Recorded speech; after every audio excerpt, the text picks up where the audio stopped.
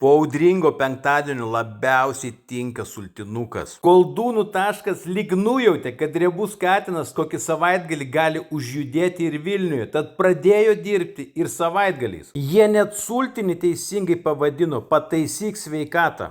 Po pirmo šaukšto sultinio mes su draugu nudegėm liežuvius, pamiršę, kad prie kasos mus įspėjo, kad sultiniai bus karšti. Čili sriuba nebuvo tokia karšta, bet ją valgiusiam gomurį dilgino aitriosios paprikos. Su sultinukais, kiek pataisė sveikatą, kibome į koldūnus.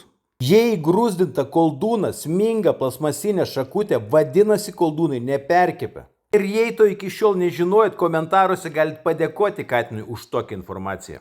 Virti koldūnai su kiauliena ir teisingais spirgučiais tave lyg perkelia į kaimą pas močiutę. Kokius koldūnus pasirinko draugai jau parodžiau, bet mano pasirinkimas koldūnų taške nesikeičia. Koldūnai su stirniena ir su grybų padažu.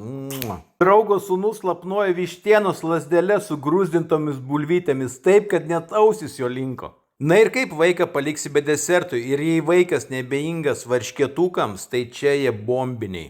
O jei ir jūs kokį rytą prabudę supratote, kad reikia pataisyti sveikatą, tai ta mano nuomonė geriausiai tinka koldūnų taškas.